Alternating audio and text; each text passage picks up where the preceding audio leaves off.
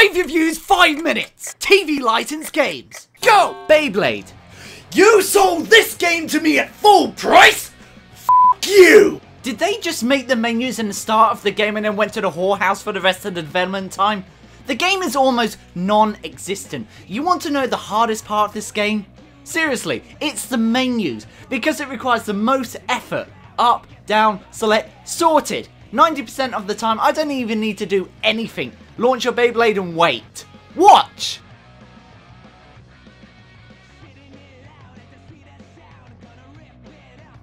Riveting! They should have just remade the GBA game with better graphics. Yes, it was a puzzle game, but I had so much more fun than this PS1 crap. Or hell, make the BitBeast fight in the fighting game in the style of Tekken or Virtual Fighter. No thought went into this, and it should be made illegal they sold a product full price like this. Simpsons Wrestling. At least this game is actually something, although not the best thing you can buy. You get some of your favourite characters from the show, including the main 5, but the game is more of a street fight than a wrestling game. The game tries to make it wrestling based by including bouncing off the rope moves, but I never found a use for this or was able to hit anyone when I did. To win, just hit the main attack over and over again, and maybe a special move to speed up the match a bit, but that's pretty much it. It's on the same level as Sonic the Fighters. Mind-numbingly tedious, annoying voice clips that repeat over and over again.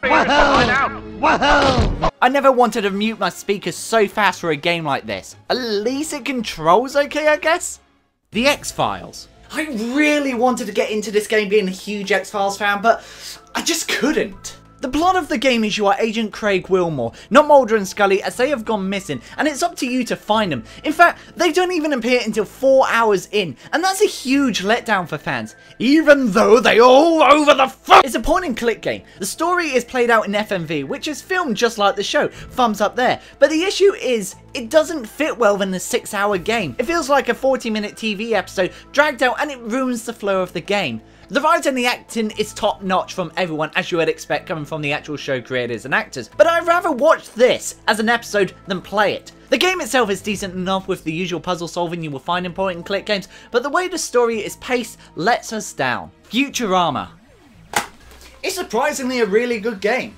The plot is exactly what you expect from the wacky universe Matt Groening created. After losing money due to poor management, the professor sells Planet Express to Mom, a manipulative business tyrant whose only goal in life is to have as much control as possible. And because of the buyout, she does exactly that. Now she owns Planet Express business, she officially owns a majority of the Earth, making her the supreme ruler of Earth. I guess the world's government can't be trusted with money, so it's up to Frybender and Leela to take her down. The game is a third-person shooter with 3D platforming and some puzzles thrown in. The combat is great and really fun. The 3D platforming is functional. Thankfully, the controls are tight and responsive. The puzzles, on the other hand, feel very weak, as if they were literally just thrown in to make the game longer. There were times I did feel the game got a little bit repetitive, but luckily these moments are few and far apart. The writing and voice acting is just as you expect being a Matt Groening licensed game, as in perfect. However, the soundtrack could be way better. The Legend of Korra. Being a huge fan of the show, I was really excited to hear about this game, and to hear Platinum Games, the people behind Metal Gear Rising and Bayonetta, was behind it.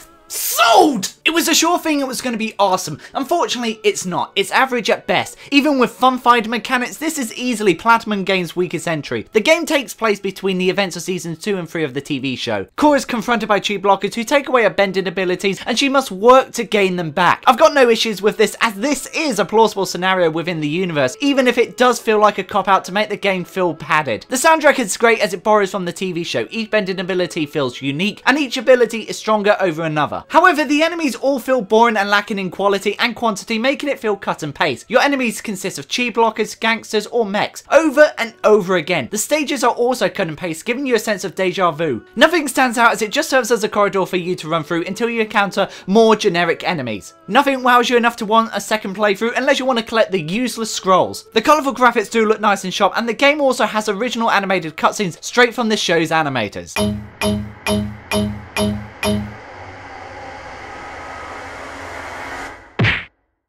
You're too slow! Hey guys, thanks for watching, hope you enjoyed it, and if not, feel free to let me know on what I can do to improve it.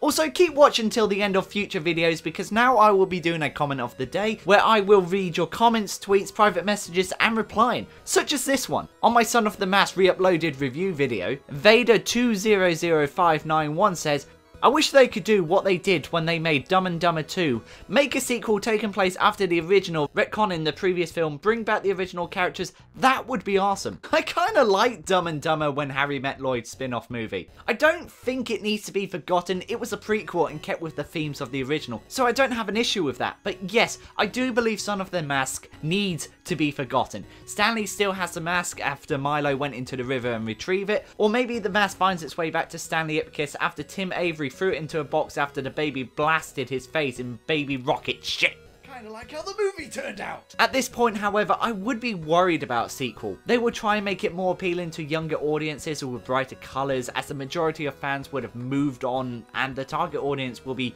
a newer generation, which is why Son of the Mask came to be. Unlike Dumb and Dumber, which already appealed to a wide audience. The Mask sequel had to come out when they originally said they were making the direct sequel. Then I feel it would have been a success. But I feel the guys at Hollywood aren't willing to take a risk on a dark toned franchise without changing too much. I would rather go wanting a sequel that will never come to be than to have a movie be too different from what I originally hoped. Kinda like how Duke Nukem Forever turned out. Thanks for your comment, dude. Remember everyone to like, comment, favourite, share and subscribe if you want to see more videos similar to this one. But until next time guys, remember to keep on being awesome.